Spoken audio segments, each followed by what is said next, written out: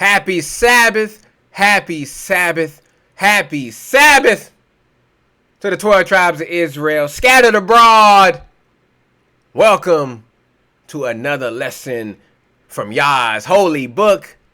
We made it to another Sabbath, family. All praise and great glory to the Most High Yah for bringing us together again to give you yet another lesson out of his word. Family, we're going to be going over Genesis 30 today, and trust me, family, it gets real deep, but I want to do something different today. Like Yahusha, he talked in parables, little stories to kind of give you an understanding of what he was trying to convey. And so that's what I wanted to do today. There's a lot of scriptures in here, verses, that look a little bit confusing. Little sections that we're going to be going over that look a little bit confusing, especially from the King James Version. So I have prepared written stories, little modern stories from 2024 to kind of give you a glimpse of what the Most High is trying to get us to understand in these particular sections. So that's what we're going to be doing. And I'm going to be doing it from this on out, to kind of make it easier for you guys to understand what the Most High is trying to convey, because these are hidden lessons that he hid in here for his people to understand. The heathen are never going to understand these stories, family. They see these stories and they only see the surface. The Most High only gave his people the knowledge to be able to go deeper. And I praise him for allowing me to see underneath the surface, to see that huge iceberg under the water. So before we start, I wanted to give all praise and great glory to the Most High through his son, Yahushua HaMashiach, to allow me to impart this spiritual wisdom upon your ears today, family. So without further ado, let's jump right into it. We going to be doing Genesis 30, 1 through 4 to start off. And it reads, "And when Rachel saw that she bare Jacob no children, Rachel envied her sister, and said unto Jacob, Give me children, or else I die. And Jacob's anger was kindled against Rachel. And he said, Am I in God's stead, who hath withheld from thee the fruit of the womb? And she said, Behold, my maid Bilhah, go in unto her, and she shall bear upon my knees, that I may also have children by her. And she gave him Bilhah, her handmaid, to wife, and Jacob went in unto her." So let's look at this in 2024. Let's break it down. This is like a successful sister who's watching her sibling with 3 beautiful kids, living that blessed family life. Meanwhile, she's got the career, the house, the car. Don't that sound kind of familiar to a lot of you Israelite women today? Everything except the children she desperately wants. She's so frustrated that she starts blaming her husband, looking into surrogacy, and making rash decisions from a place of envy rather than faith. So let's look at the spiritual breakdown of this, family. Rachel's envy, family, is this comparison trap, which is coveting another's blessings while ignoring your own. 1 Timothy 6:6 gives you some insight on this. That's 1 Timothy. Give me a second. Which says, "But godliness with contentment is great gain." Being happy with what you have currently. That is what the Most High is telling you. That's what Rachel didn't show here. So you got Jacob's response. That's human limitations. He's letting you know that recognition that some things only come from the Most High. James elucidates this point in James 1:17, when he says every good gift and every perfect gift is from where? Above. Family, when you operate from envy instead of faith, you make decisions that can have generational consequences. Rachel's impatience led to strife between the handmaid's children and her own son, Joseph, later on in Genesis. James 3:16 says, for where envying and strife is, there is confusion in every evil work. Not just a little bit, every evil work comes out of that. So the Most High is letting y'all know, stop comparing yourself. Some of y'all right now comparing your life milestones to others on social media. That's the biggest thing right now. Y'all looking at everybody else going on vacations, chilling out on islands, on hammocks, drinking mimosas every day. Got new cars and new houses and everything, just flaunting it all on social media. And you comparing your life to theirs, and you coming to your husband, why ain't we living like them? Why can't we live like these people here? That's what y'all doing, women. That's what y'all doing, huh? Y'all doing that? Y'all comparing y'all life to other people's life. And you get mad at your husband because you ain't living like them. Don't do it. It's a trap. Some of y'all are making hasty decisions because you're tired of waiting. That's men and women. Blaming your spouse for things only the Most High controls. Why you can't put no baby in me? Hey, the Most High is the only one, family, who can open and close the womb. And then once you're tired of waiting, you're taking matters into your own hands instead of waiting on the Most High Yah. So look at the divine principles here that the Most High wants you to apply from these verses. These are the lessons he wants you to learn, family. Wait on his timing. Guard against the spirit of envy, because it's strong, especially now with social media. It is strong in our community. Everybody's comparing themselves to everybody. Guard yourself. Number 3, recognize the source of all blessings, and we know they come from Yah.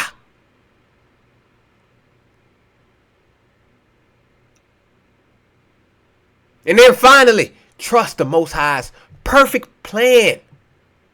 Trust in it. Patience.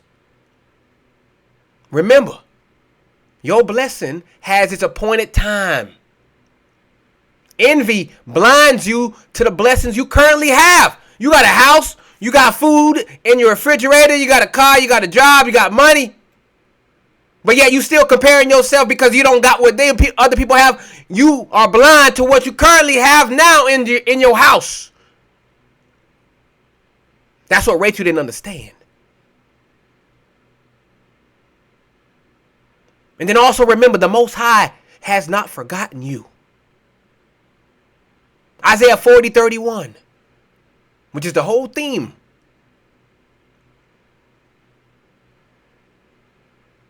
But they that wait upon the Lord shall renew their strength. They shall mount up with wings as eagles. They shall run and not be weary, and they shall walk and not faint. Y'all better understand. Some of your greatest tests will come through comparing your timeline to others. But the Most High got you on a custom schedule, family. Remember that always. Custom schedule. Stop trying to force his hand and trust his timing. Let's move it to the next section, 5-8. And Bilhah conceived and bare Jacob a son. And Rachel said, God hath judged me, and hath also heard my voice, and hath given me a son. Therefore called she his name Dan. And Bilhah, Rachel's maid, conceived again, and bare Jacob a second son. And Rachel said, with great wrestlings have I wrestled with my sister, and have I prevailed. And she called his name Naphtali. So let's break this down for 2024. This is like a sister who couldn't launch her own business. So she partnered with someone else who could execute her vision. When it succeeds, she's claiming all the victory, saying, see, the Most High validated me. She's so focused on competing with her rival that she's missing the spiritual lesson about pride and patience. That's what Rachel here is talking about. So Rachel's victory claim here is false success syndrome, family. She's taking credit for results that came through others' labor. Solomon told you in Proverbs 16:18, pride goeth before destruction. So she's naming the children. And that is showing identity through what? Competition. She's defining her worth through comparison to others. Chiefly her sister Leah, who was having kids. Paul told you in 2 Corinthians 10 and verse 12, for we dare not make ourselves of the number or compare ourselves with some that commend themselves. We ain't supposed to be tooting our own horns, family. That's what Paul is showing you here. We are not supposed to be tooting our own horns. It's foolish. So a lot of y'all are out here claiming victories that ain't even yours to claim. When you're operating from a spirit of competition instead of contentment, you're building on sandy ground, family. Paul tells you in 1 Corinthians 3 and 13, every man's work shall be made manifest, for the day shall declare it, all your work. Ones through other people's labor and ones you did yourself. Some of y'all right now are taking credit for other people's work. Yeah, I know who you are. You're measuring success by outdoing others. Using people as stepping stones. Turning blessings into weapons of competition. This is going down deep in our community, family. With the so-called successful ones. Here's what the Most High wants you to learn from this. He's telling you to check your motives. Before you make a decision, ask yourself, is this from the flesh or is it from the spirit? Two totally different motivations, family. You got to know where it's coming from. Because you want to sow unto the spirit and not the flesh. Because with the flesh comes destruction. With spirit comes everlasting life. So you got to make sure all your work is coming from where? The spirit. See, Rachel's work was coming from the flesh.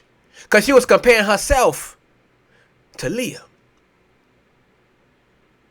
And you're going to see what all that does in the later chapters of Genesis. The Most High also wants you to learn. Give credit where it's due. To who? Him. You don't take credit for your victories. You give him the glory. The Most High wants you to focus on your own race. Your own race. Your own walk. Stop comparing your walk to other people's walks. Because they are two totally different things. Stop looking at what another person got. Stop pocket watching. As they say nowadays. Focus on your walk. The Most High will bless you when it's time. Until then, keep walking. Keep enduring. Stay in His book. And then finally, let Yah validate you. He's the only one you should be looking for validation from, family. You should not be looking for attention and validation from any other people. Only Him. So remember, competition is the enemy of contentment. Your victory shouldn't come at other people's expense. Successful people. A lot of y'all are using other people's labor and then taking all the credit. That's what a lot of these companies do, these corporations do. They'll hire talent, take their ideas, and then use it. And then don't even give them credit. That's what they do. A lot of Israelites doing the exact same thing. If you use somebody else, give them credit. So they can get some shine too. Because the Most High sees the heart behind the success, family. As Paul told you in Galatians 6 and 4. But let every man prove his own work, and then shall he have rejoicing in himself alone, and not in another. Why? Because you did it by yourself. It's yours.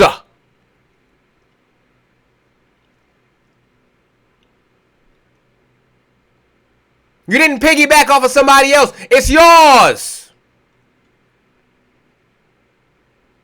Y'all need to understand. Some of these victories y'all celebrating are really relieving or revealing the pride of your heart. The Most High ain't impressed with success built on strife and competition, family. Check your spirit. That's what he's telling you here in this particular section. Check your spirit, family. Any ideas you come with, check where it's coming from. Flesh versus spirit. And move accordingly. Let's keep it moving, family. 9 through 11, verse 9 through 11. When Leah saw that she had left barren, so she stopped having kids, she took Zilpah, her maid, and gave her unto Jacob the wife. And Zilpah, Leah's maid, bare Jacob a son. And Leah said, a troop cometh. And she called his name Gad. That's what Gad means, troop. So let me break this down. This is like a sister who was winning at first. Had the followers, the influence, the platform. But when her numbers started dropping, instead of working on her own content, she starts buying fake followers. And there's a whole lot of them out there doing that right now, family. She starts buying these fake followers and paying for features. Trying to keep up appearances. She's celebrating these artificial wins, saying, look at my comeback, when it's all manipulation. Y'all see them, family. They dropped off and all of a sudden they're coming up. They're coming back in the limelight again, talking about, look what God did for me. It's all manipulation, family. It's all a front. Fake.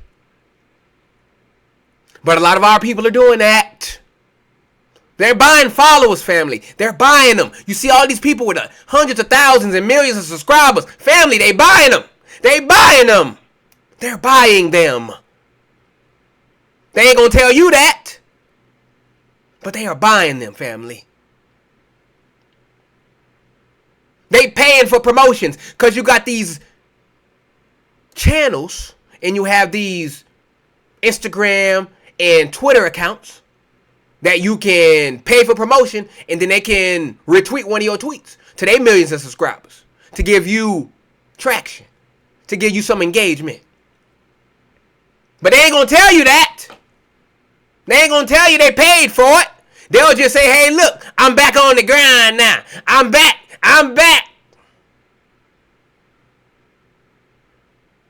This what's going on, family. Let's look at it deeper. Leah's strategy here is artificial success. She's using worldly methods, her handmaiden, Zilpah, to maintain status. Because remember, she's in competition with Rachel. She see Rachel have kids, she want to have kids. But then the Most High shut up her belly. But she want to keep ahead. She see Rachel coming in. She want to keep ahead. So she using Zilpah here. Zechariah 4:6 says, not by might, nor by power, but by my spirit. That's how we going to get things, family. But by Yah's spirit. Not from worldly Babylonian methods. So she names Gad troop. And that stands for false abundance, family. She's celebrating hollow victories. Solomon tells you in Proverbs 16:8, better is little with righteousness than great revenues without right. That's all these companies out there, family. They got all these great revenues, all this money, but they ain't got no spirit. It's all ill-gotten gains. So Solomon is telling you, better to have none or little money, but you live in righteous. Because you're going to be seen as better in Yah's eyes. See, Leah did not understand that. She wanted to keep her numbers up. So she's doing it artificially, though, through her maid. So a lot of y'all out here are manufacturing the same success because you can't handle seeing others shine. When the Most High closes a season, you're opening windows that ain't meant to be opened, family.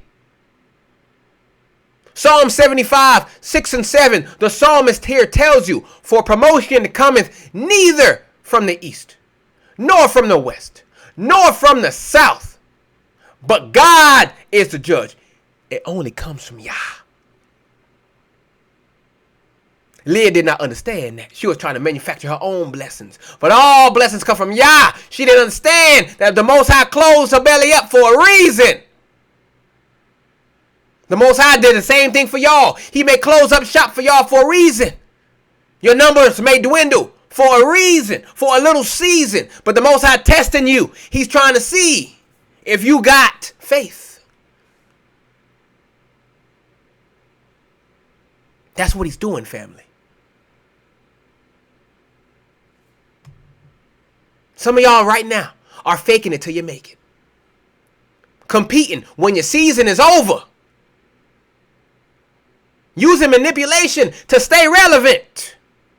A lot of these celebrities are doing this. Y'all seeing people who fell off in the 2000s. Now they're trying to make a comeback.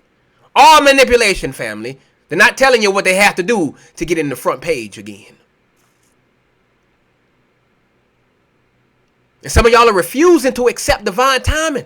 Things happen on y'all's time, not yours. Stop trying to manufacture your own blessings and wait on the Most High to give you what he has in store for you.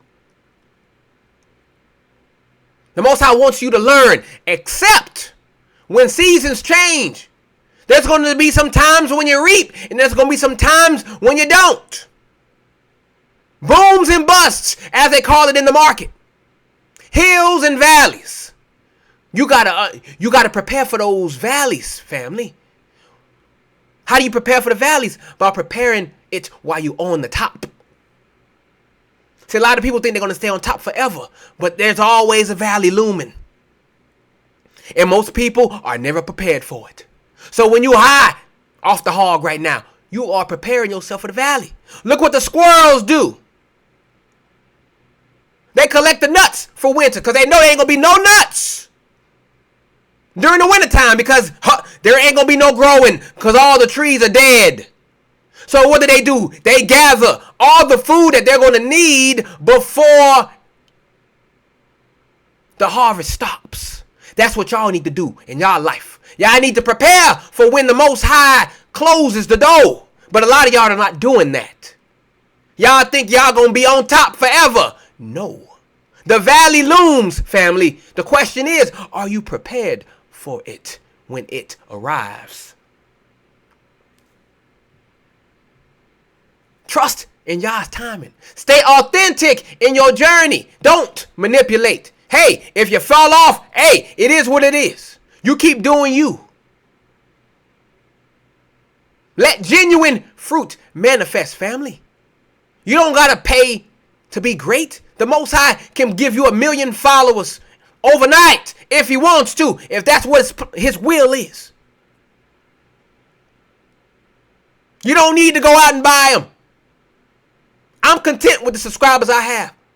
I'm fine with it. I ain't trying to be like that. Hey, if the Most High got that in store for me, then it's going to come when he has it. I ain't finna go out and sell out for subscribers. Neither should you in your business. Or whatever it is that you are putting your hand into. Whatever basket you got your hand into, family. You don't need to cheat. All you got to do is wait.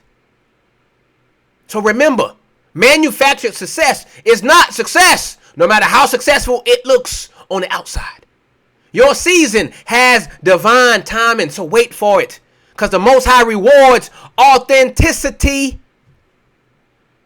Luke 12:2, the Son, Yahushua HaMashiach, says this: for there is nothing covered that shall not be revealed. Oh yeah, your scam's going to come to light, family. Don't believe it's going to be in the dark forever. Your scams will come to the surface. Neither hid that shall not be known. Y'all need to hear this. Stop trying to prop up what the Most High is letting naturally decline. Some seasons are meant to end so new ones can begin. So let it end, family. Stop trying to keep it up. Stop trying to prop it up with false manipulation, false works. Stop. Just let it fall. Let it die. Because if you don't let it die, then how can the Most High give you a new season? If you don't let the current one that you in die. Ups and downs, family. A roller coaster. That's what the Most High is showing you here. Ups and downs. So while you up, you prepare for the down. So you don't got to sell out when you're down, like a lot of these celebrities are doing. They didn't invest their money the way they should have. Now they down. So now what are they doing? They going behind closed doors, making closed door agreements. And we all know what they're doing behind closed doors. They compromising. because they did not prepare for the valley while they were on top of the hill. Trust the process, family, and stay authentic. That's what the Most High wants you to understand. 12 and 13. Let's move to the next one. And Zilpah, Leah's maid, bare Jacob a second son. And Leah said, happy am I, for the daughters will call me blessed. And she called his name Asher.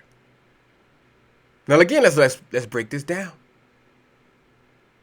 This is like a sister who's steady posting her wins on social media, quote unquote wins. Her second car, her new house, her business expansion, you see that a lot. All while being in mad debt, family. They ain't gonna show you how much bills they gotta pay for all that upkeep. She's more concerned about looking blessed than being blessed, saying everyone's gonna see how favored I am while her foundation is crumbling, family. She crying herself to sleep. She drinking wine bottle after wine bottle, trying to figure out how she gonna make ends meet.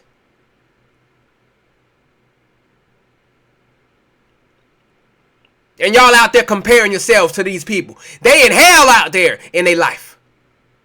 They are up all night trying to figure out how not to get their house foreclosed on, how not to get their car repoed. Up all night figuring out what kind of shady deals they gotta make in order to keep afloat, in order to keep the appearances, to keep up with the Joneses. Don't be like these people, family. Don't have this thinking. This is what the Most High trying to let you know. So Leah's declaration, let's break it down spiritually here. Leah's declaration is seeking external validation. Why? Because she's prioritizing others' opinions over divine approval. Solomon tells you in Proverbs 27 and 2, let another man praise thee and not thine own mouth. But we see all these people out there talking about how good and how successful they are, tooting their own horn.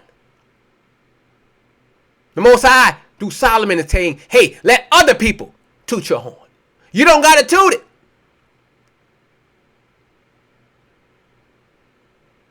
The naming of Asher, because that's what Asher means, is happy.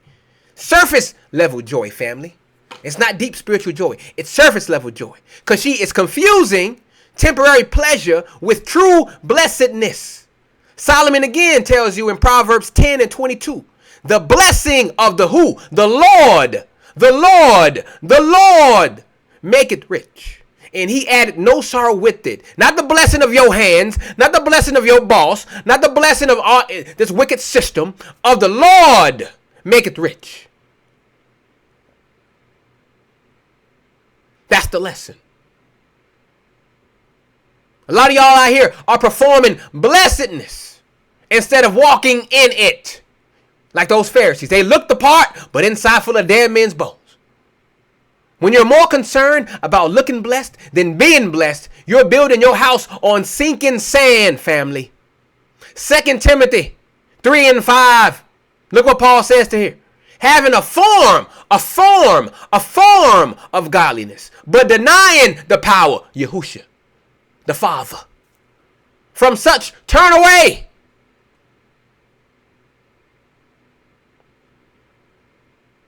Paul telling you, don't pay them no attention. Stop comparing yourself to these fake people. These fake blessed people.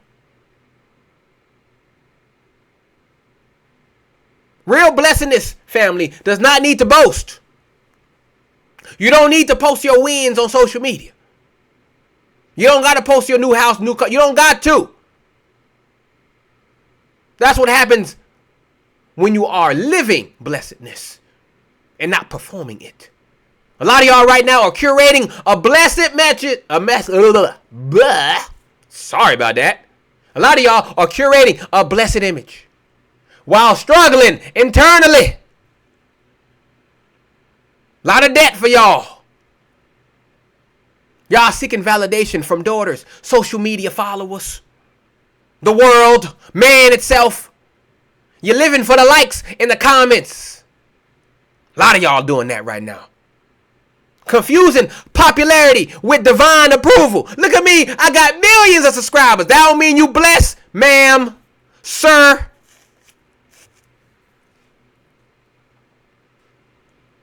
Got people out there thinking, God, I got 1 million subscribers. Man, God ain't behind that.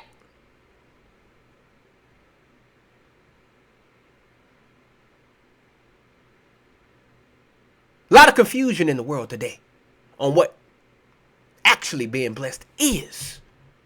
So what does the Most High want you to apply from these lessons? From this particular section? He wants you to build substance before status. Have a foundation, family. A solid foundation. That is what he's saying here. Have a firm foundation before the status. So you got something to fall back on when the status disappears. The Most High wants you to seek his approval first. You should pray before you make any idea or any crazy, hasty decision. Pray on it. And let the Most High give you the answer. Be patient. Let true joy flow from where? Within. You don't need the happiness from this Babylonian system. You don't need it. You don't need the happiness that comes with external validation from people liking your posts. You don't need it. Why? Because true joy comes from within. You don't need it. It's icing on the cake.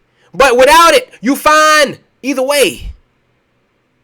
That's how you got to live, family. Stop craving man's validation and start craving Yah's validation. And that comes from where? Within your spirit. And walk in authentic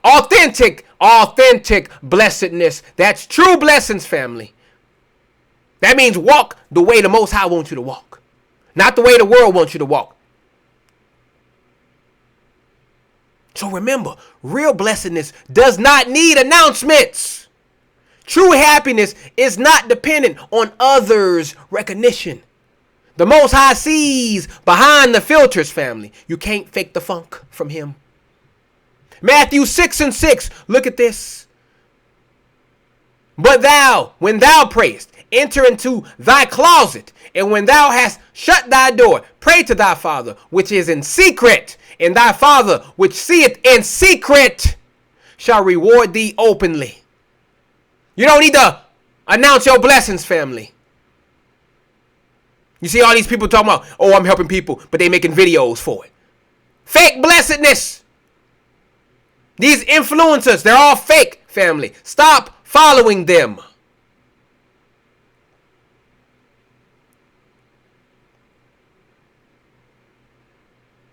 Some of y'all are so busy trying to look blessed on the timeline that you are missing the real blessedness in real time. The Most High ain't impressed with your highlight reel, family. He's looking at your heart. And that's what you should be looking at as well. So let's move it on to the next section. 14 through 17. We flying. I love this new format. 14 through 17. And Reuben went in the days of wheat harvest, and found mandrakes in the field, and brought them unto his mother Leah. Then Rachel said to Leah, give me, I pray thee, of thy son's mandrakes. And she said unto her, is it a small matter that thou hast taken away my husband? And wouldest thou take away my son's mandrakes also? And Rachel said, therefore he shall lie with thee tonight for thy son's mandrakes. Tisk, tisk.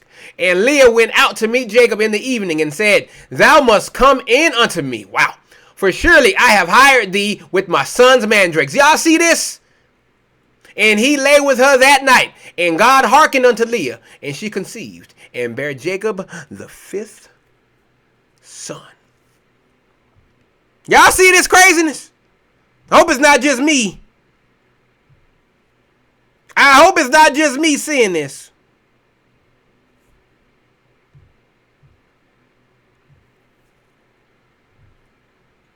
This is the foolishness, family, that our people do. Instead of waiting, they doing things their own self. So let's break this down, 2024. This is like two business owners who used to be partners. One has the connections, but no products. The other has the products, but no connections. limited reach. Instead of working together in peace, they're trading and manipulating, making deals behind closed doors, trying to get ahead. One's trading social media promotion for inventory, thinking she's winning, while the other's trading real assets for temporary gains. So let's break this down spiritually. This mandrake trading is the worldly bargaining that we do in this world. We are trading spiritual birthright for temporary satisfaction. Isn't that what Esau did a couple chapters ago? He traded his birthright for some food. We continue in that same blueprint, family, even today. We trade what it is, what it means to be God's chosen, to be like one of the heathen.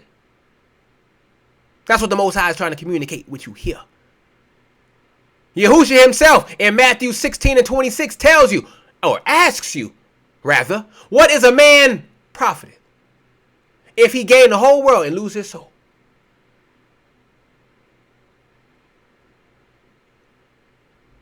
Rachel's manipulation in this little story is short-term thinking, family. She's using manipulation instead of waiting on Yah. She's trying to manipulate and manufacture her own blessings, family. And this is what a lot of these successful people do behind the closed doors. They try to keep appearances, family. It's all about keeping their appearance. All of them struggling, damn near almost broke. But they got to look the part so they can keep the money train coming. They got to keep going in debt, trying to look successful. They got to keep going in debt to keep you giving them money. Because they think, because they're preying on you and your need for trying to keep up with the Joneses. It's all psychology, family. People think by giving money to rich folks that they may end up becoming rich themselves.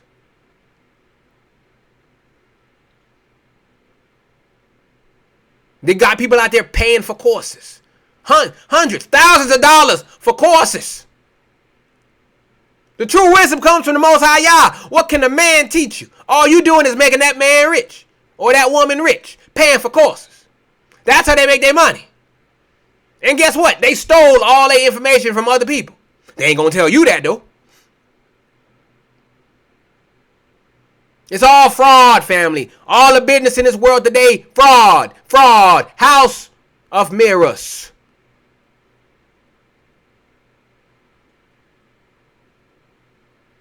If you got spiritual eyes, you can see the true reflection. This is what the Most High wants you to have. So a lot of y'all are making carnal deals when you should be seeking spiritual solutions. These backdoor agreements a lot of you celebrities and successful people are doing in these manipulative trades will cost you your blessing. Solomon tells you, Proverbs 14:12, there is a way which seemeth right unto a man, but the end thereof are the ways of what? Death. Physical and eternally. Some of y'all right now are trading your integrity for quick wins. Influencers. Making deals that compromise your values so they can stay on top. Stay on top of the algorithm. Using manipulation to get what you want. Not what y'all want, what you want. Choosing immediate gratification over divine timing. You blocking your own blessing for some temporary gains. Stupid behavior. The Most High wants you to wait on His provision. Slow down. He wants you to maintain integrity in all dealings. You don't got to sell out, family. That's what he said. You don't got to sell out. He wants you to avoid manipulation tactics. You don't got to manipulate nobody. If the Most High behind you, He going to work it out to your good.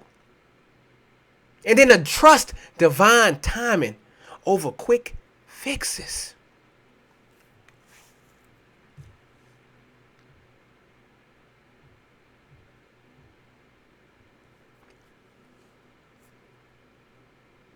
Remember, family, your blessings ain't for sale.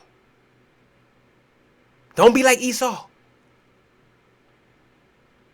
Manipulation blocks divine favor. You shut your door on your own blessing by doing that manipulative stuff behind closed doors, family. You shut your own door. Because the Most High sees all transactions. And I mean all. So y'all better understand. Some of these smart business moves y'all making are actually blocking your own blessings.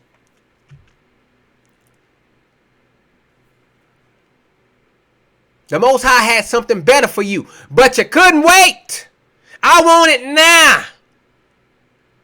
Y'all like J.G. Wentworth out there. I want it now. 877 cash now. 877 cash now. I want it now. Father, Yah, I don't want to wait. Give it to me now.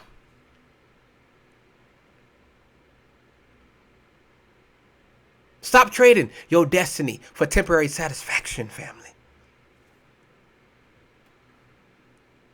I mean, look at the real lesson here. Leah's trading mandrakes for a night, like a prostitute. Rachel trading a night for mandrakes. Both of them wrong. Using plants for fertility. Using sex as currency. They pimping out their own husband. Using children as bargaining chips. Ain't we doing that today? Women, aren't you weaponizing your kids in those divorce settlements? Weaponizing your kids in child support? Weaponizing them in alimony? Some of y'all just having kids so y'all can get higher welfare payments. You don't think the Most High see you doing that foolishness? But the Most High heard Leah despite her foolishness. Not because of her schemes. It was because of his mercy. Not approval of what she did. It was his mercy because he had a plan for our people.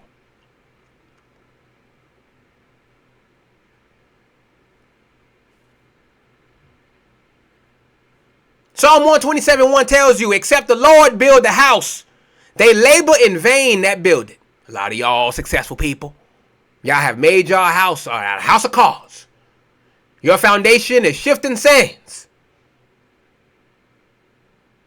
Except the Lord keep the city, the watchman waketh, but in vain. You can build and build all you want to, but all the Most High got to do is blow. And your house coming down. Your business falling. Fail. Look at all these businesses going into bankruptcy. Because they got no foundation. All of them filing for bankruptcy.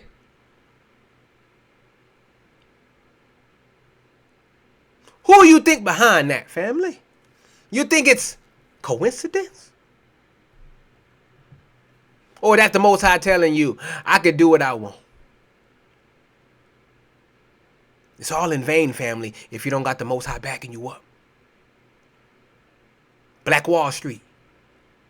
They labored in vain because they did not have the Most High as the foundation. So what did the Most High do? He sent them heathen over there to bomb that place. Did it in Rosewood too. Labored in vain. Built all of that up. Had a thrive in the community. Abundance. But why? But where was it from? Through their own hands. Not through Yah. Yah said, okay, I see you. Sit the heathen over there. Burned it to the ground.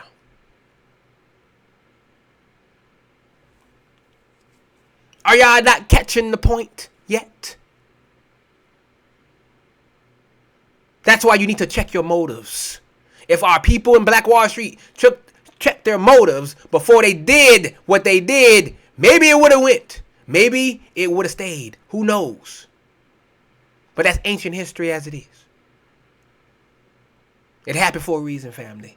The Most High showing you, if it ain't by me, it ain't standing. So your business, whatever you got, if it ain't centered and founded under Yah's foundation, it is going to fail. I repeat to you, it is going to fail. It's not a matter of if, it's a matter of when. So take this knowledge that the Most High is using me to give to you and apply it to your life, your business, or whatever venture you want to go out on. Center it on Yah and it will succeed.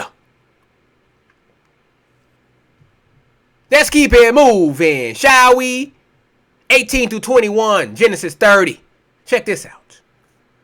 And Leah said, God hath given me my hire, because I have given my maiden to my husband. And she called his name Issachar. And Leah conceived again, and bare Jacob the sixth son. And Leah said, God hath endued me with a good dowry. Now will my husband dwell with me, because I have borne him 6 sons. And she called his name Zebulun. And afterwards she bare a daughter, and she called her name Dinah.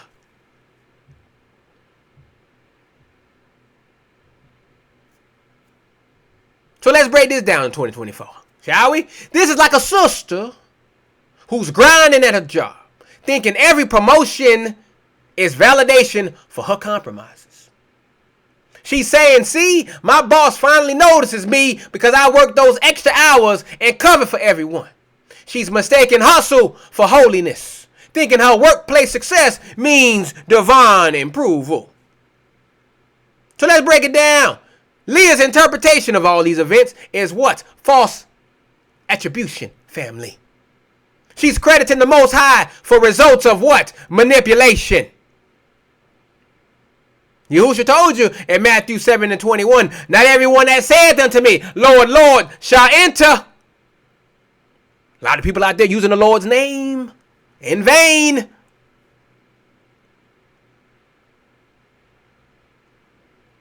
And she's seeking Jacob's attention, which is what? Validation addiction. She's using achievements to earn love and acceptance, like a lot of you Israelites today. Because you guys are visual people. Y'all want to show off everything you have. You put all your stuff on display on these social media websites.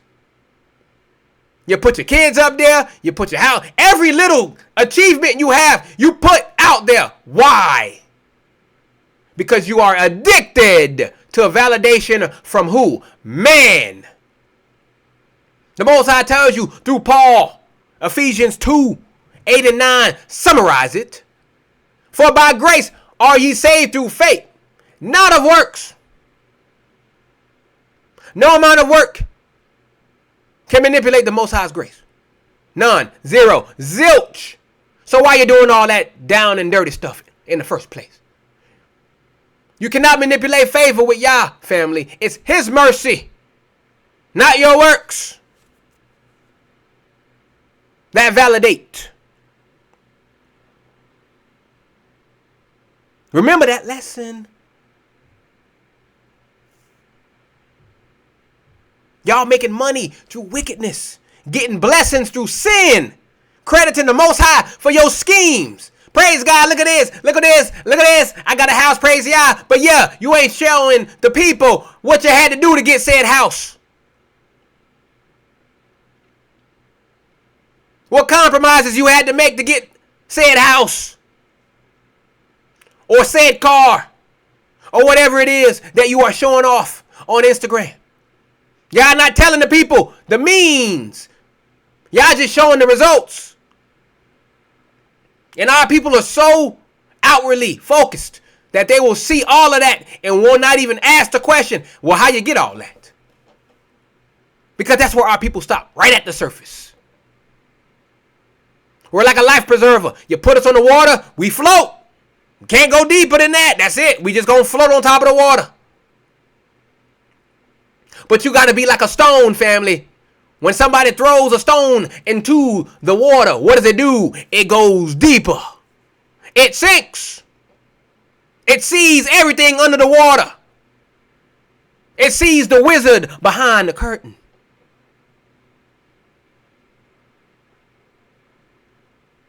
This is what the Most High wants y'all to see.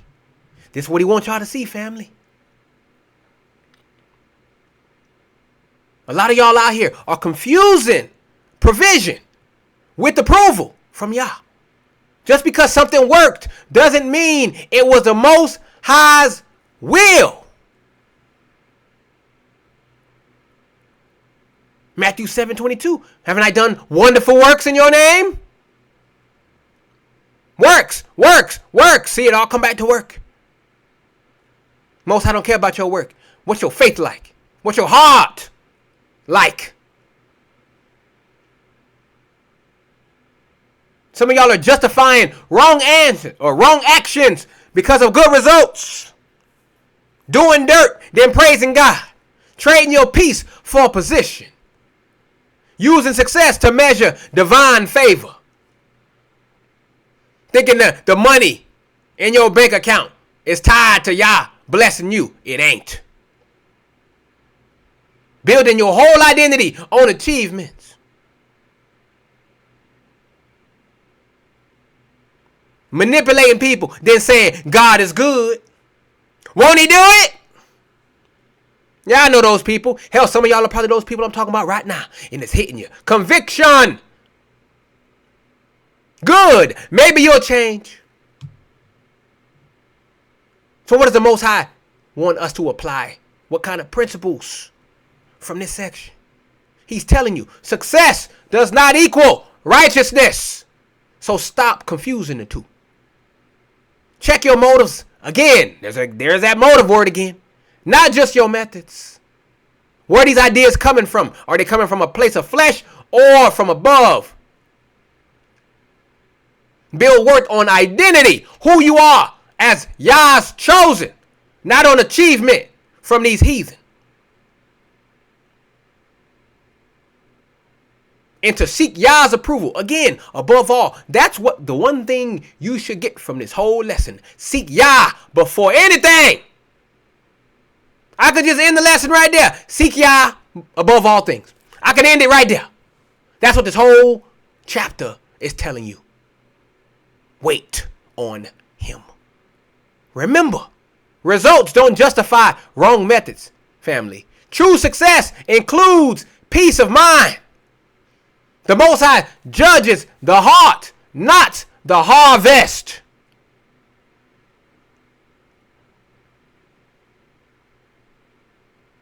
Now peep this. Some of y'all are calling your grind your glory. Just because you're getting results doesn't mean you're walking in righteousness, family. The Most High ain't impressed with your resume.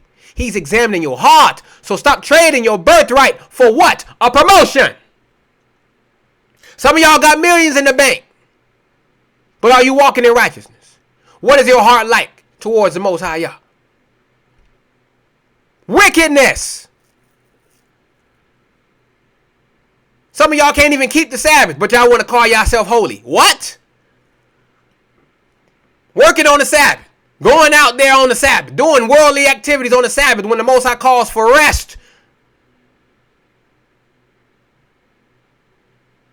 Buying stuff. Selling stuff.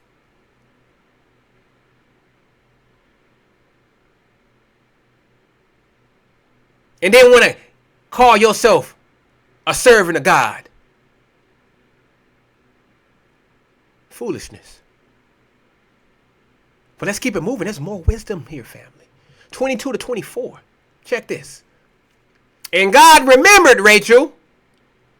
And God hearkened to her and opened her womb. And she conceived and bare a son and said, God hath taken away my reproach. And she called his name Joseph and said, the Lord shall add to me another son.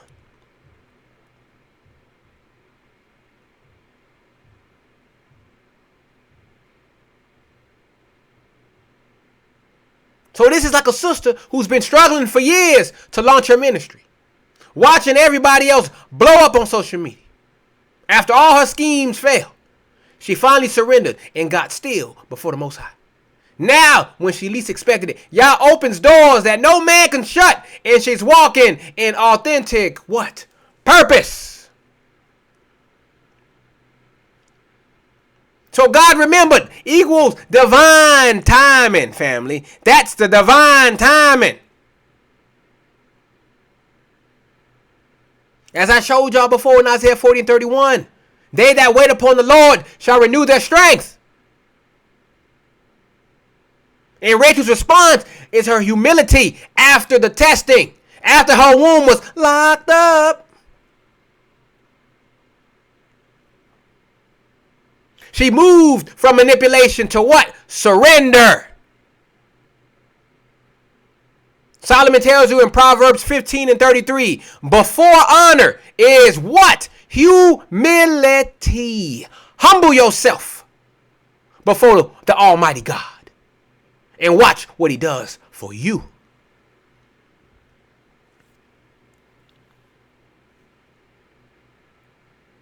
Her reproach was removed by his power.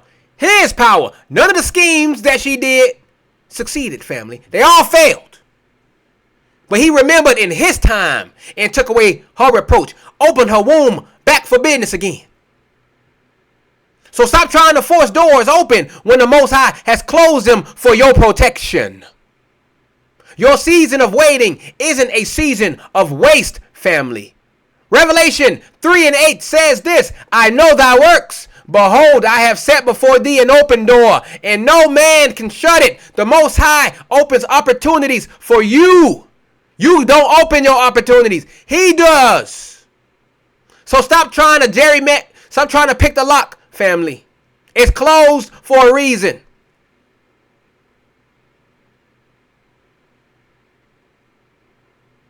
All you're going to do is get caught for trespassing. Wait till he opens the door.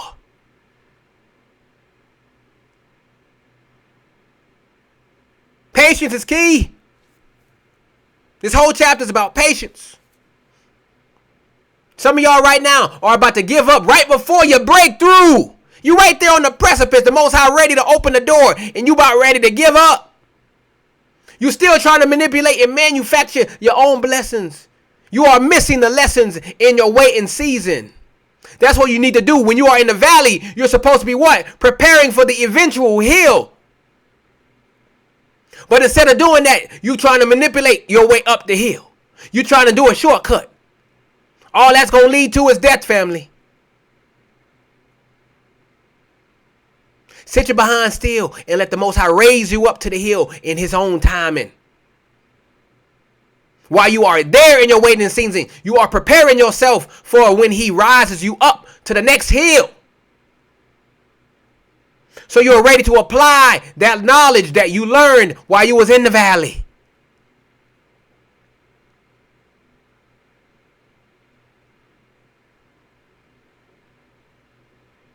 And a lot of y'all are doubting if the Most High even remembers you.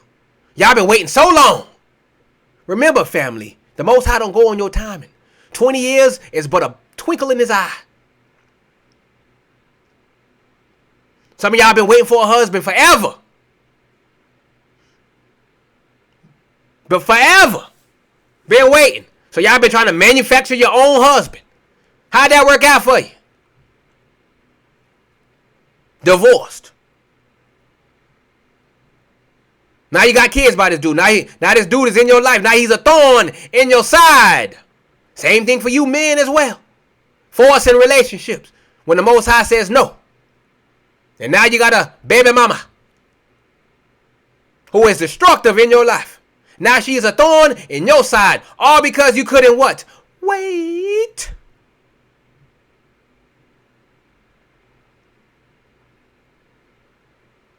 The Most High wants you to trust in his timing.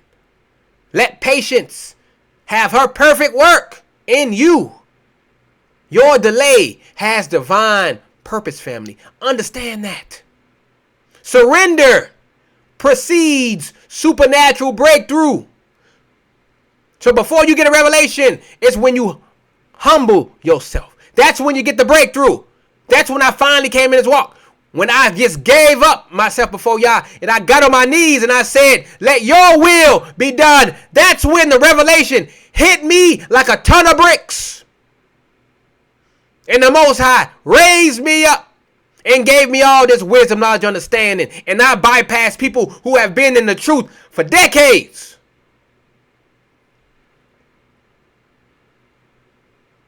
Because I humbled myself. Just like Rachel humbled herself. You got to do the same thing. And when you do that, that's when the breakthrough happens. So remember, family, your waiting season is your training season. Use it wisely. Stop complaining and learn the lessons that the Most High has for you in that particular training season. Because he is what? He's training you for the next hill that he's going to rise you up on. The Most High has not forgotten you, family. Your breakthrough is already scheduled. As Habakkuk said in chapter 2, verse 3, for the vision is yet for an appointed time, but at the end it shall speak and not lie. Though it tarry, wait for it, wait for it, wait for it, because it will surely come. Check this wisdom, family. Some of y'all are in your Rachel season right now, feeling forgotten, tempted to force things, watching others prosper. Boy, I know that feeling is right where I'm at right here.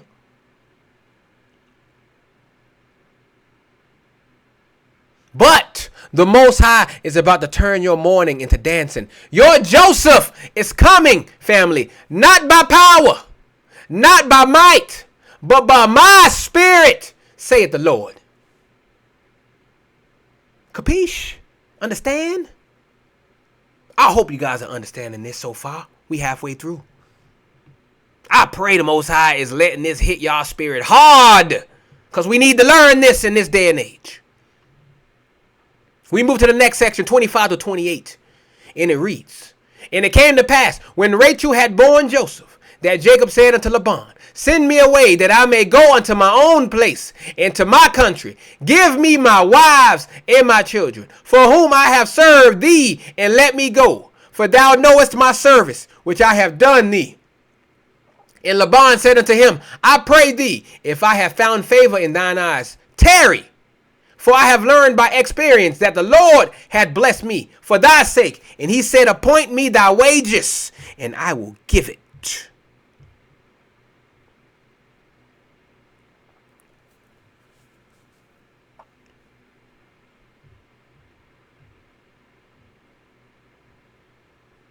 So this is like a skilled brother who's been building somebody else's empire for years. He's ready to launch his own business, but his boss, who's been eating good off his labor, is trying to keep him with a raise and promises. The boss knows this brother brings the blessing, so he's using manipulation to hold on to Yah's servant.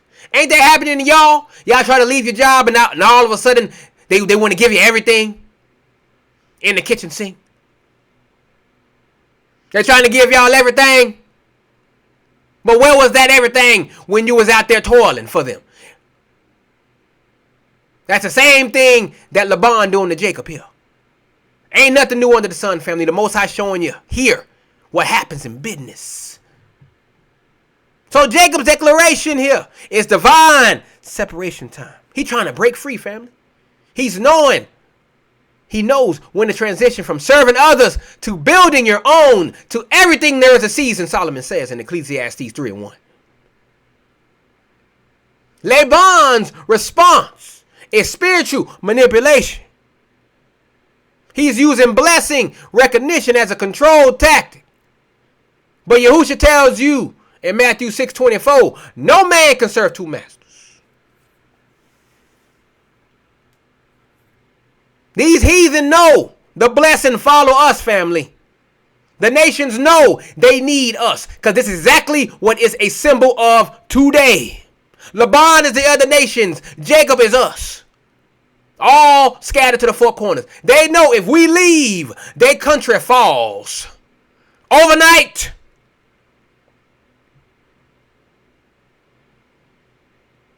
So they try to keep y'all stuck in this Babylonian mindset, because they know if you recognize you're an Israelite, that is one less nigger they can manipulate. If all the niggers turn over to their Israelite heritage, it's over for them. That's why they are working hard to cover up this truth. Hard, they working. They got their people out there 24/7 muddying up the truth to keep our people from knowing who they are. Because they know once we leave here, it's over for them. Some of y'all are staying in Laban's house too long. When the Most High says move, don't let a comfortable salary keep you in Egypt, family. Come out from among them and be ye separate, said the Lord. 2 Corinthians 6 and 17, Paul tells you. Some of y'all right now stuck in comfortable slavery. Stuck. Building someone else's vision past your season. Letting golden handcuffs hold you back. Missing your transition moment. They're getting rich off your labor, family. They know they need you to prosper. They know this. They ain't gonna tell you that, though. Y'all out here building their kingdoms, making them rich, while they keep you in bondage. The Most High is telling you, recognize your season of departure. Don't let comfortable or comfort compromise destiny. Know your true value. Honor transitions properly.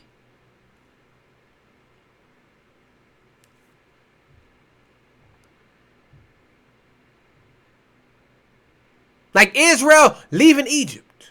Like Israel leaving Babylon. Like our common exodus. That's what this is showing you. That's the prophetic picture here, family. Jacob is us. We live in this right now. Ain't nothing different, family. The Most High replaying the same tape over and over and over again. Trying to get us to understand and know this lesson. The nations know they need us, family. They see the Most High's blessing on us. They try to keep us bound. So they're using money as chains. Using comfort as a prison. Using wages as bondage. Remember though, family, comfort can be a cage. Your blessing shouldn't be built in Babylon.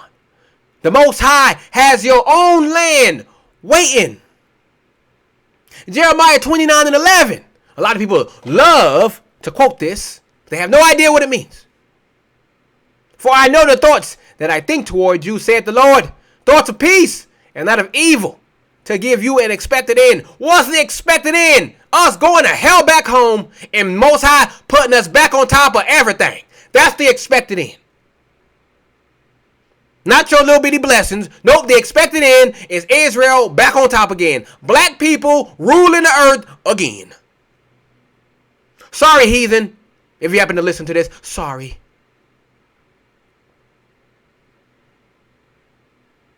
I don't sugarcoat. I tell you the truth. That's why you come and listen to me. Because I give it to you straight. Y'all better understand this. Some of these jobs, relationships you in situations are your Laban's house. They recognize your blessing, but want to keep it for themselves. When you try to leave them relationships, they want to hold on to you. Now all of a sudden they want to do everything you told them they should have done. But where was that? Where was that submission? During the actual relationship. Now you about ready to leave. Now they try to hold on to you. Because they don't want nobody else to have you. Family, it's time for some of y'all to pack up and move to your promised land. Wherever that may be. The next step. The next hill. Stop building other people's kingdoms when the Most High has given you blueprints for your own. These next couple of sections are about how you can succeed in Babylon.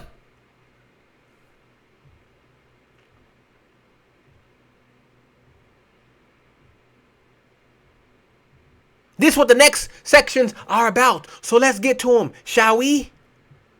29 to 32. Let's read it. And he said unto him, Thou knowest how I have served thee, and how thy cattle was with me. For it was little which thou hast before I came, and it is now increased unto a multitude. And the Lord hath blessed me, or hath blessed thee since my coming. And now when shall I provide for my own house also? And he said, What shall I give thee? And Jacob said, Thou shalt not give me anything. If thou wilt do this thing for me, I will again feed and keep thy flock. I will pass through all thy flock today, removing from thence all the speckled and spotted cattle, and all the brown cattle among the sheep, and the spotted and speckled among the goats. And of such shall be my hire.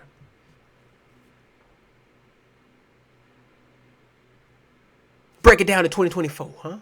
This is like a master marketer here. This is Jacob, who took his client from 100 followers to 100,000, from 0 sales to 7 figures.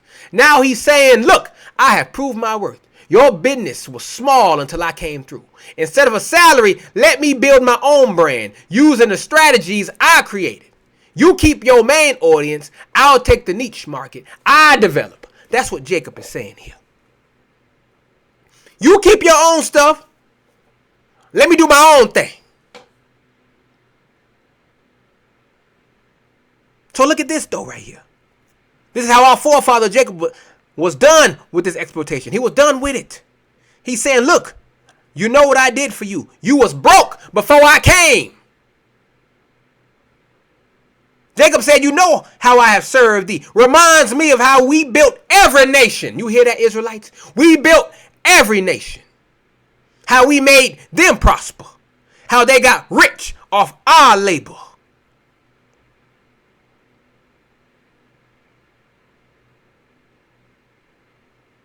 The increase, it was little before I came. Just like America and all these other nations was nothing before us. You hear me? Nothing, nothing, nothing before us. Just like every nation that enslaved us. They all prospered through who? Israel.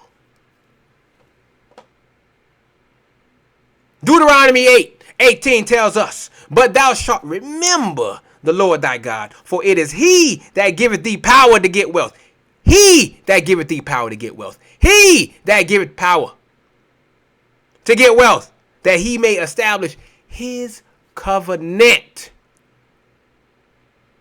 Most High is telling you to understand and articulate your own true worth. Because Solomon tells us in Proverbs 18:16, a gift maketh room for him. And then he created a win-win situation that allows for his own independence to do his own thing. James 3:17 says, the wisdom from above is first pure, then peaceable.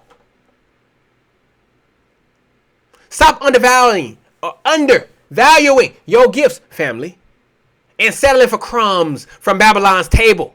It's time to negotiate from a position of what? Proven power. Paul tells us in 1 Corinthians 6:3, know ye not that we shall judge angels? How much more things that pertain to this life? Some of y'all right now are afraid to negotiate your own true worth, accepting whatever people offer you, not documenting your impact that you made in the company that you in. Missing opportunities for creative solutions so you can get paid.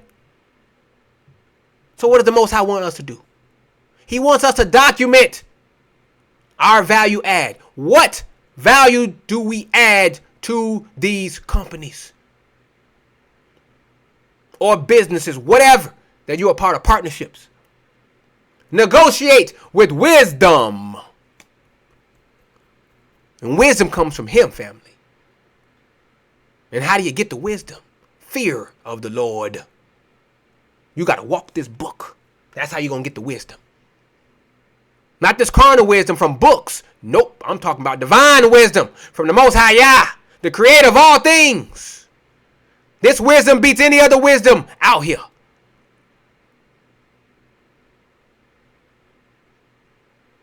And then we trust his provision methods, whatever it may be, on how he's going to provide for us. We trust in those methods.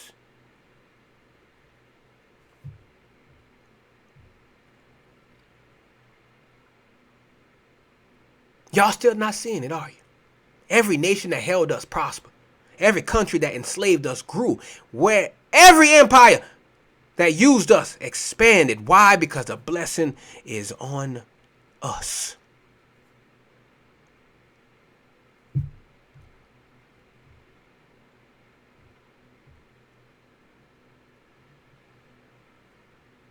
Ecclesiastes 2:26, Solomon says, for the Most High giveth to a man that is good in his sight wisdom and knowledge and joy. Because our gift has measurable value. Creative solutions beats confrontation. So you can negotiate. Win-win for both of us. You do you, I do me. Win-win. The Most High gonna give you a strategy, family, if you trust in it and you trust in him. Some of you need to stop accepting the first offer and start thinking strategically. The Most High will give you supernatural solutions that benefit everybody while securing your freedom. Get that Jacob wisdom and negotiate your own exodus, family. Some of y'all are stuck in dead-end jobs and everything. I know I'm part of this. I know damn well I'm part of it. I'm seeing myself. When I read it, I'm seeing myself here.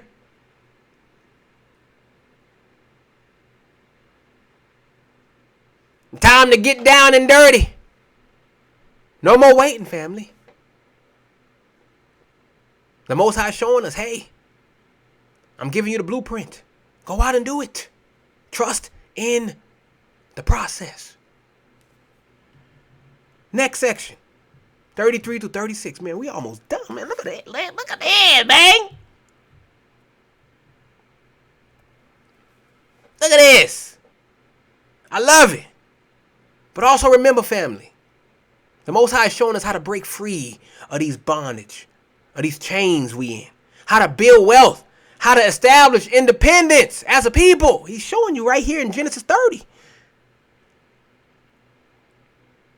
Isaiah 48:17. Thus said the Lord, thy Redeemer, the Holy One of Israel. I am the Lord thy God, which teacheth thee. He teaching us how to profit right here.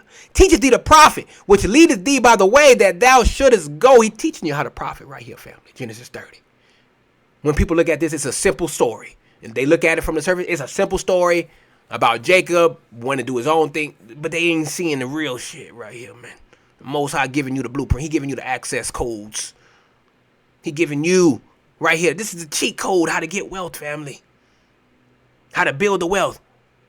How to gain independence. How to break free from Babylonian chains. You ain't supposed to be begging for jobs, depending on welfare, stuck in a system.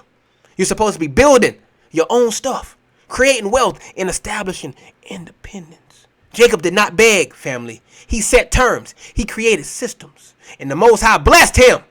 That's your blueprint, family. Stop being satisfied with their scraps and start building your own table. He got a plan for you, but you got to stop being comfortable in a system.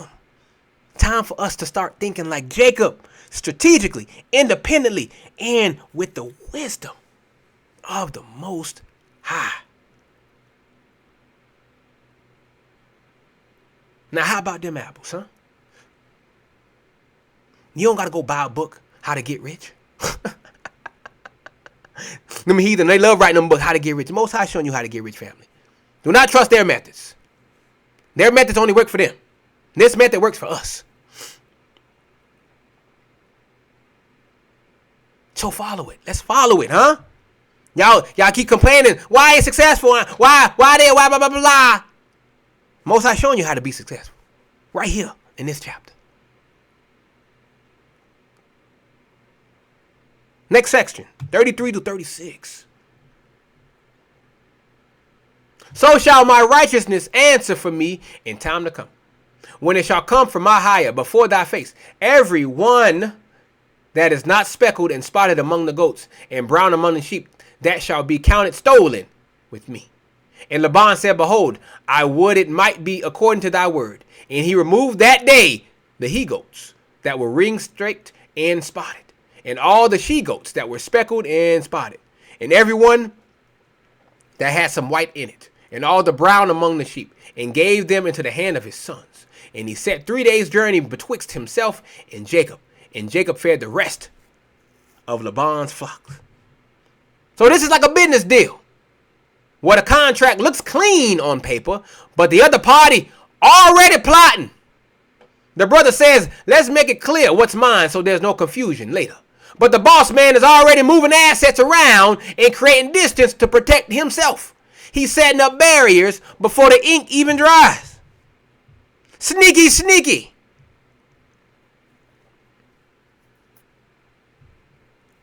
Just like us working these jobs today, right? You make an honest agreement. They switch up the terms. They hide the resources. They put their family in charge. Then they try to block your blessings. Have any of y'all experienced that? You up for a promotion? You're like, yeah, you good. And then they give it to somebody they know. Crazy. So what they do? Wickedness. So Jacob's declaration is clear boundaries in this supposed contract. He's establishing transparent terms for accountability. He being open. He ain't manipulating. James 5:12 says, let your yea be yea and your nay be nay. And Laban's distance is the hidden agenda, family. These worldly systems always trying to limit your increase. Because what? The heart is a deceitful above all things, Jeremiah tells us in 17:9. The system will always try to limit your increase, family. When you make power moves, expect immediate opposition. He's telling you, hey, when you come up with these strategies and whatnot, they're going to already be plotting. They're going to already be plotting, family. For we wrestle not against flesh and blood, but against principalities, against powers. These spiritual powers, family. Discrimination, that's a spiritual power. We ain't talking about no demons and fallen angels. We talking about real people, real systems on the earth today. That's what we fighting. And that's what Jacob was fighting right here. This is spiritual warfare. Deceit, that's spiritual warfare, family. Redlining, that's spiritual warfare, family. That's a real thing.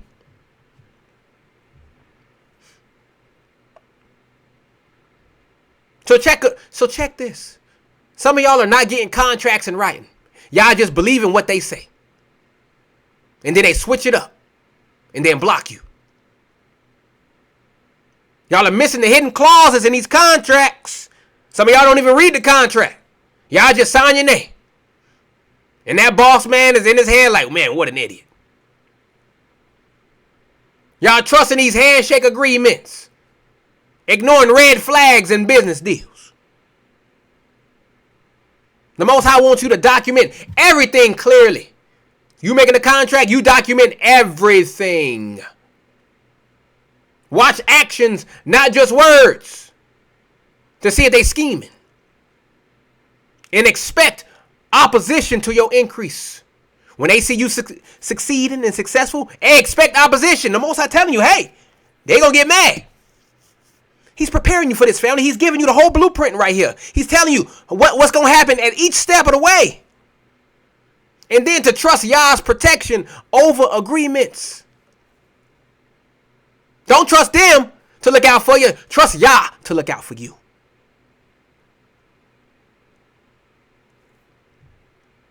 That's what they do. Companies promising promotions, then they're changing the rules. Banks agreeing to loans, then moving the goalposts for you. Schools accepting you, then changing requirements. The Most High tells us, no weapon that is formed against thee shall prosper.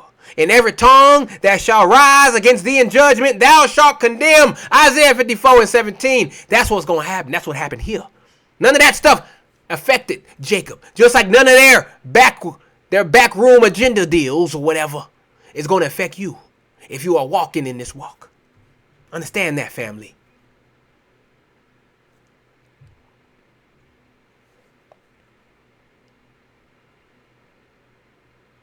They'll agree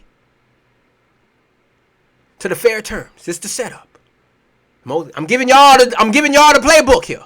Here's the setup. They'll agree to the fair terms. They'll seem reasonable. They'll act righteous. Oh, we got your best intentions at heart, Mr. Whatever your name is. They'll switch up now. They'll change the rules. They'll move the blessing. They'll create distance. So now you got to jump through hoops. Now they want you to jump through more hoops. This is the hoop jumping that our people got to go through. And then they separate. They isolate you. They block your progress. And then they'll limit your access. Now you can't get in contact with them no more. Now you're not eligible for whatever it is that you were trying to apply for. The Most High reminds us in Jeremiah 9:6, thine habitation is in the midst of deceit. Through deceit, they refuse to know me, saith the Lord. That's what we in right now, family. Nothing but deception all over the place. Spiritual warfare. That's what the Most High telling you. He's giving you the breakdown of what to watch out for when you make these deals.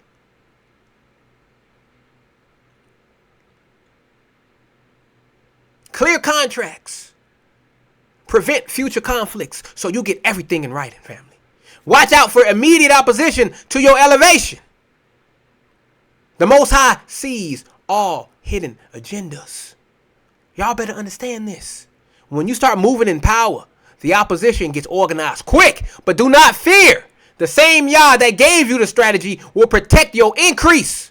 Keep it clean, keep it clear, and let your righteousness speak for itself like it did for our father Jacob. You don't gotta deceive nobody, family. You're going to be 100% transparent. If they're not transparent, it is what it is. The Most High got your back. He going to protect you. You may not see their agenda, but the Most High sees it. So walk with that knowledge. We keep it moving at 37 and 40. 37 through 40. And Jacob took him rods of green poplar, and of the hazel and chestnut tree, and peeled white stakes in them, and made the white appear which was in the rods. And he set the rods which he had peeled before the flocks in the gutters, in the watering troughs, when the flocks came to drink, that they should conceive when they came to drink. And the flocks conceived before the rods, and brought forth cattle ring straight, speckled and spotted. And Jacob did separate the lambs, and set the faces of the flocks toward the ring straight, and all the brown in the flock of Laban. And he put his own flocks by themselves, and put them not unto Laban's cattle. So this is like a brother who got divine downloads on marketing psychology. While everyone's using basic strategies, he's implementing supernatural wisdom. Understanding algorithms, buyer psychology, and brand positioning. He's not stealing. He's using divine strategy to build his own customer base right in front of his competition. That's what Jacob doing, family. He's figuring how to turn that damaged stuff into gold. He's creating his own system right under Laban's nose. He's building his own clientele from their rejects. So that's what he got, the rejects, right? He got the speckled spotted ones, the rejects. This is like when you're working these jobs today, right? They give you the worst position, but you flip it to your advantage. You create your own system and you build your own wealth. And how do you build your own wealth? Proverbs 24:3-4. Solomon says, through wisdom is a house builded, and by understanding it is what? Established. And by knowledge shall all the chambers be filled with all precious and pleasant riches. Through wisdom. That's fear of the Lord. That's what Jacob is applying here. His rods, they stand for what? Divine innovation. So he's using spiritual wisdom for marketplace success. He's increasing right in front of Laban. Isaiah 45:3, the Most High says, I will give thee the treasures of darkness and hidden riches of secret places. That's innovation, family. Why do you think our people are the inventors of the world? Why do you think they copy our stuff? Because they say, oh, the heathen. Nope, they copy of an Israelite. An Israelite made it. And they stole it. And then they called it their own. The heathen have done nothing but copycat. They stole everything from our people. Everything. The Most High said, I will give thee. That's us. He ain't talking about no heathen. I will give you. We created everything, family. They just copied it and put their name on it.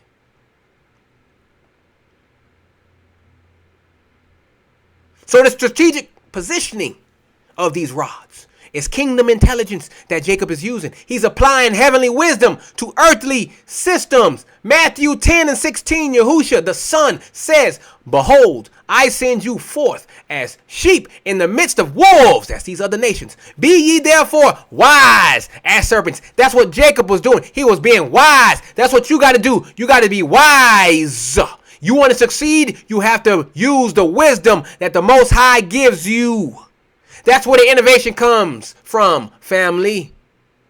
That's when the light bulb comes on.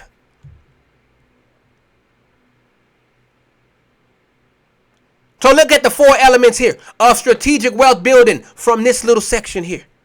First step, the knowledge application. So Jacob used what he knew already. He applied his wisdom. He worked the system. Second step, he created the system. He built his own process. He controlled the outcome. He managed the results. Third step, separation strategy. He kept his stuff separate. He built his own inventory, protected his assets. And then the fourth step, the multiplication method. Used their resources, built his own wealth, multiplied his gains.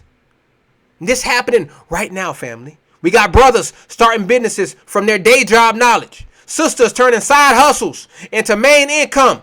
People building wealth from what others reject. Are we not seeing that? We're in the entrepreneur age. Our people are starting their own stuff. Why not you? The Most High giving you the blueprint here in this chapter.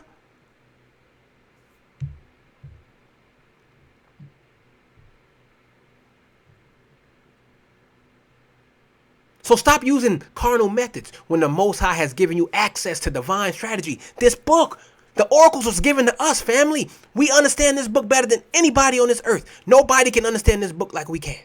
If you apply it, if you walk in the Most High's word, his walk that he has for you, he will give you the wisdom. There's a difference between copying the world and operating in supernatural wisdom. James 1:5 tells us, if any of you lack wisdom, let him ask of God. Hello. Some of y'all right now are missing divine downloads about your business. Copying worldly methods instead of seeking Yah's strategy. Not recognizing supernatural opportunities. Operating without heavenly intelligence. So the Most High wants you to seek divine strategy over worldly system. Position yourself for increase. Separate your harvest from Babylon. And build with supernatural intelligence. That's from him, family.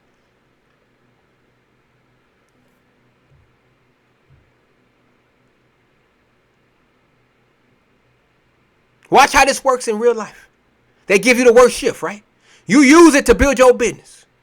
You learn their systems. You create your own clientele. They put you in the back office. You learn their operations. You understand their process. You build your own model. They give you reject inventory. You find a market for it. You build your own customer base. You create your own wealth. Because as Solomon tells us in Proverbs 21:5, the thoughts of the diligent tend only to plenteousness, multiplication, family, but of everyone that is hasty, only to want. You got to be about growth, family. Stop caring about what you want. You got to be about growth. Leave the flesh out of this. The spirit wants to growth. Grow it. Scale it.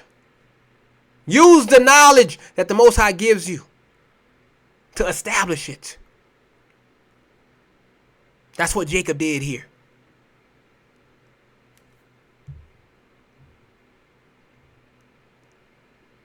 And then finally, be strategic.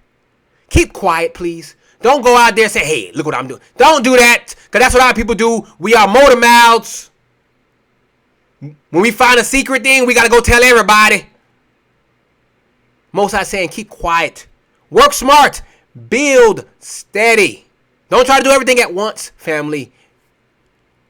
Slow and steady wins the race.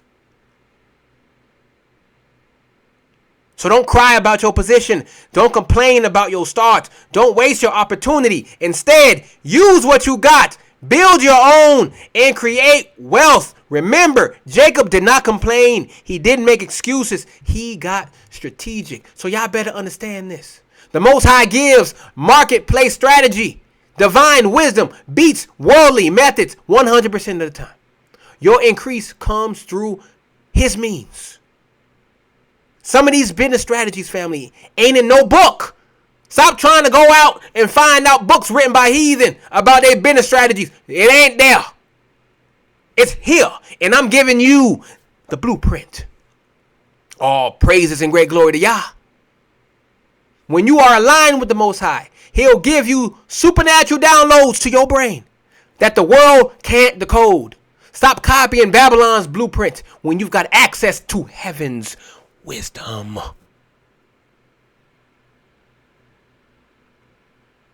This book got every answer you need, family. You don't need no other book. Stop going out and buying these stupid books, man. All you doing is making these people rich. This book right here got everything you want. Every answer you need is here. You just got to be able to find it. So I praise the Most High for allowing me to look deeper and see behind the veil. Because I'm living this book. I tell you chapter by chapter. Each chapter that goes by, I see it in my life. I swear it. I'm at the precipice right now with this ministry. I can scale this ministry. I can make it legit and scale it. And guess what? The Most High gonna bring the people. Like Kevin Costner said, if you build it, they will come. Feel the dreams. That's what I'm doing right now. I'm building it. Firm foundation. The Most High will take care of the rest. Same thing for your life, family. That's the strategy. So let's end it. 41-43. Call it a day. And it came to pass. Whensoever the stronger cattle did conceive, that Jacob laid the rods before the eyes of the cattle in the gutters, that they might conceive among the rods. But when the cattle were feeble, he put them not in. So the feebler were Laban's, and the stronger Jacob's. And the man increased exceedingly, and had much cattle, and maidservants, and men servants, and camels, and asses. Y'all see this? This is like a master strategist who knows exactly when to launch products, when to invest, and when to hold back. He's not just working hard, he's working smart. While others are chasing every opportunity, he's selecting premium clients, targeting high value markets, and building generational wealth through divine strategy.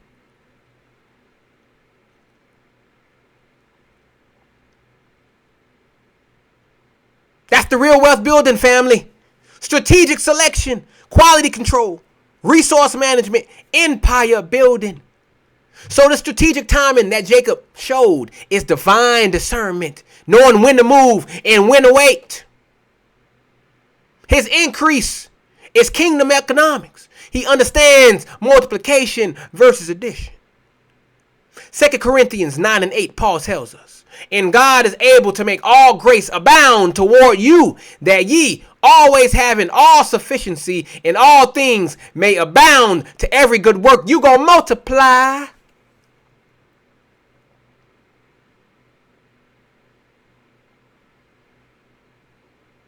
Multiply.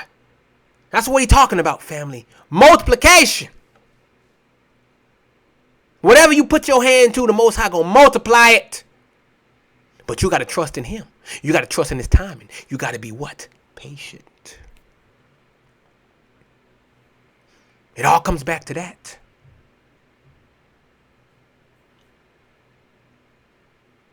So here's the 4 pillars of wealth building from this, family. Again, that strategic selection. You choose your opportunities. You focus on quality. Skip the weak deals. Everybody jumps at every opportunity. Nope. You sit and you wait. That's the true hustler's mentality, family. It's not just taking everybody's dollar, because not all dollars are the same. You don't want garbage, family.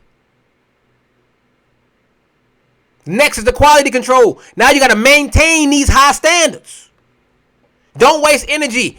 Build excellence. That reputation, family, about quality. You can't be known as somebody who will take everybody.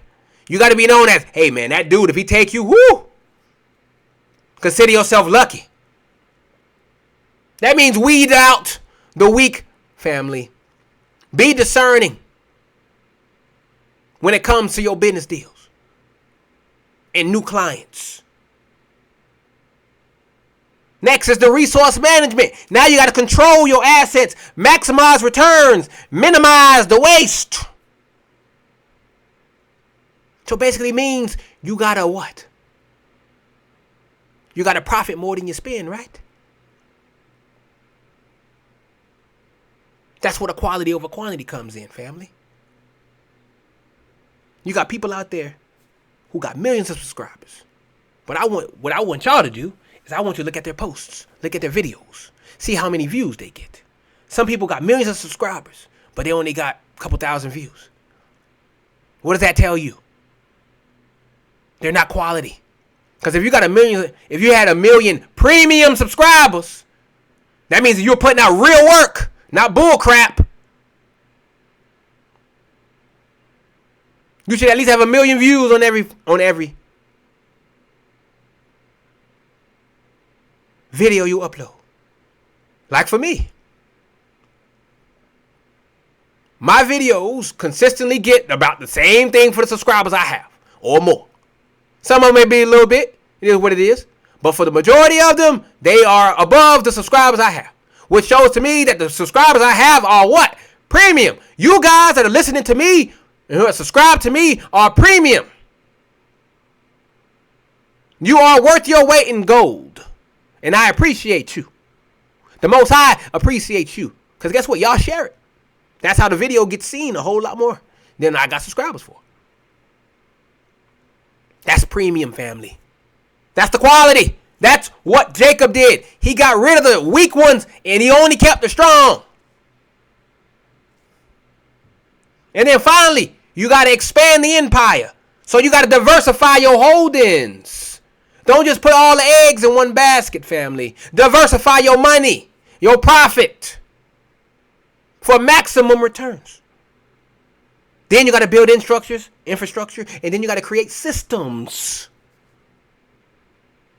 to keep all of that afloat, to keep the system going, to keep the train moving. That's where the automation comes in, family. To automate everything, to keep everything on the same path, at the same speed. Solomon again tells you, and we know this, he was the richest man on the earth. 14 and 24. The crown of the wise is what? Their riches. But the foolishness of fools is folly, stupidity.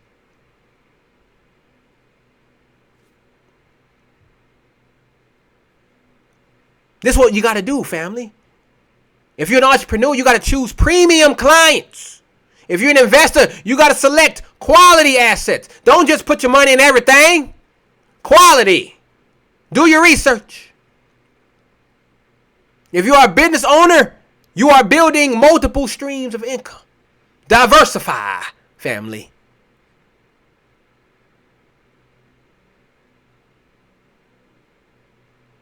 Ecclesiastes 11 and 12, Solomon again with more wisdom. Give a portion to 7 and also to 8. For thou knowest not what evil shall be upon the earth. Don't put all your eggs in one basket. That's basically what that is saying. Diversify. Because if something happened to this one over here, guess what? You didn't have all your money over there. So you can still live for another day. The business is still around for another day. For you to be able to recoup and re-strategize.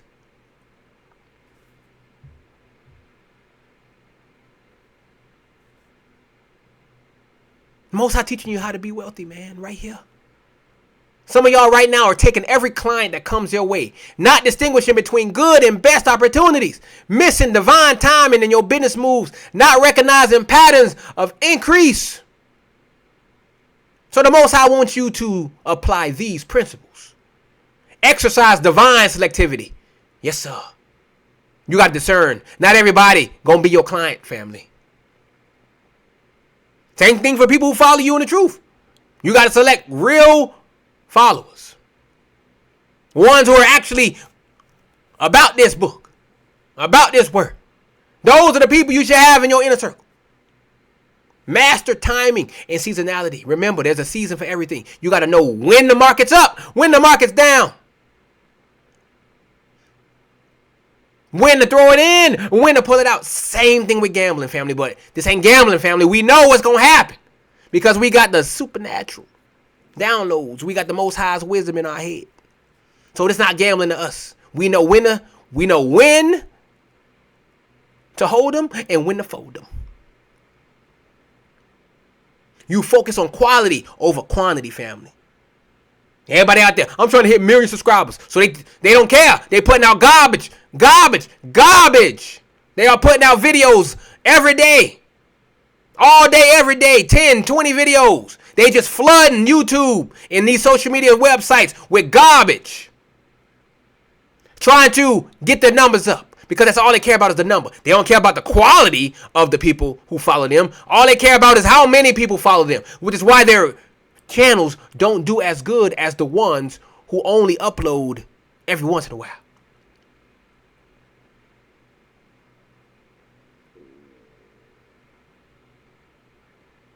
And then finally, you got to build sustainable wealth systems. That means you got to know the architecture of the systems that are in place today. You got to know the rules, regulations, all of this stuff. But guess what? The Most High give you all of that. He'll give you he'll give you a strategy that's going to work. You just got to trust in it. So remember, Israel, strategic excellence beats busy work. Divine timing produces maximum results. The Most High rewards wisdom with wealth. Jacob wasn't just working. He was working with wisdom. Some of y'all need to stop chasing every dollar and start operating in divine strategy. The Most High will show you which moves to make and when to make them. That's how you build lasting wealth.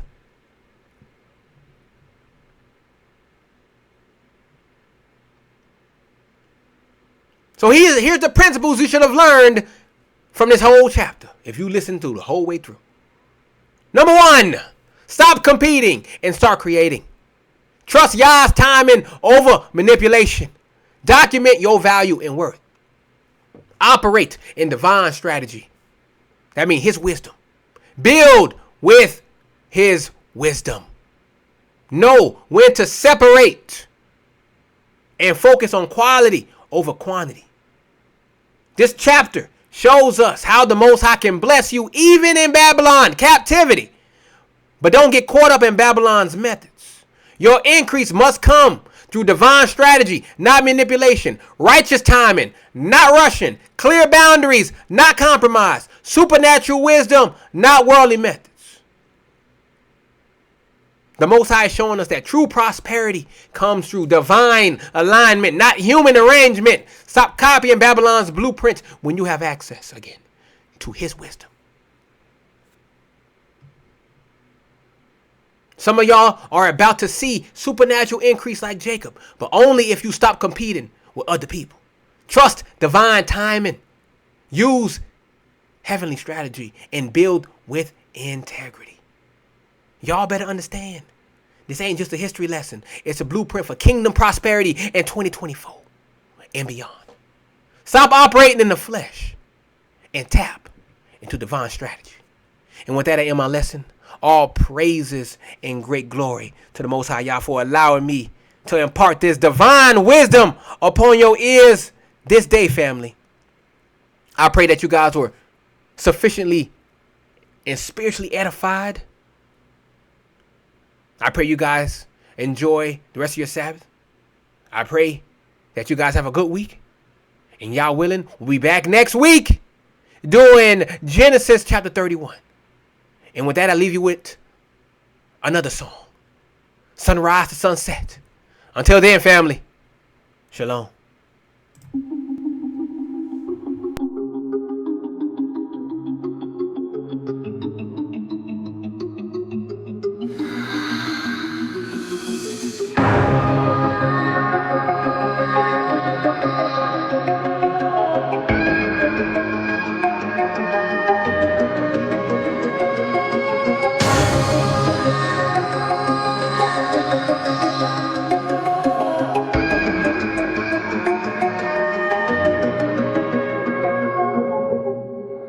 Got a question, then the Sabbath starts at night. But the word says sunrise, that's the true light. From dawn to dusk, that's how we keep it real. Sunrise to sunset, that's the Sabbath deal. They say Sabbath starts when the night sky's black, but that's a lie. We taking the truth back from the break of dawn to the setting sun. That's the Sabbath, Yah's work is done. Genesis 1, yeah, check the script. The light was called day, now let that hit. The evening came first, but listen to me. The day starts at sunrise, can't you see? Mark 16:2 became the first light. The Sabbath was over, morning was bright. Exodus 16:23, take a look. Prepare in the morning, it's all in the book. No twilight start, that's not the plan. Sunrise Sabbath, Yah's command. From morning to evening, that's how we rest. The sun is the clock, Yah's day is blessed. Sunrise to sunset, that's the Sabbath way. From the break of dawn we rest and pray. No evening start, that's Babylon's twist. The Sabbath is the day, make sure you don't miss. Nehemiah 4:21. They work till the night, but the day starts at dawn, that's Yah's light. The priests prepare in the morning's glow.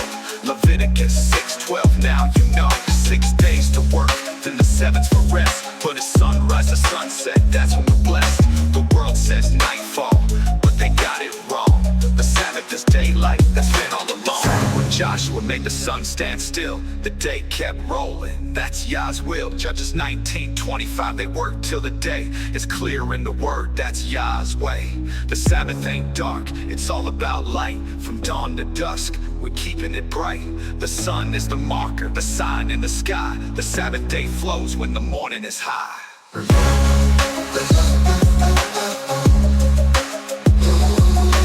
Look at the sun, it's Yah's holy sign. From its rise to its set, that's Sabbath time.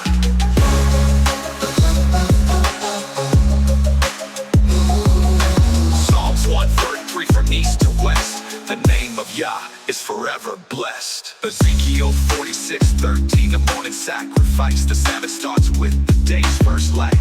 When Yah said rest, he meant the day. From sunrise to sunset, that's Yah's way. The world's confused, but we know it's fact. The morning sacrifice. The Sabbath starts with the day's first light. So when the sun rises, we cease from work, then we know it's fact. The morning sacrifice. The Sabbath starts with the day's first light. When Yah said rest, he meant the day. From sunrise to sunset, that's Yah's way. The world's confused, but we know it's fact. The Sabbath starts when the morning's intact. So when the sun rises, we cease from work. That's the true Sabbath, let that truth lurk. Stop following man, go back to the book. The scriptures are clear, just take a look. Sunrise to sunset, that's Yah's command. The Sabbath is daylight, understand the plan.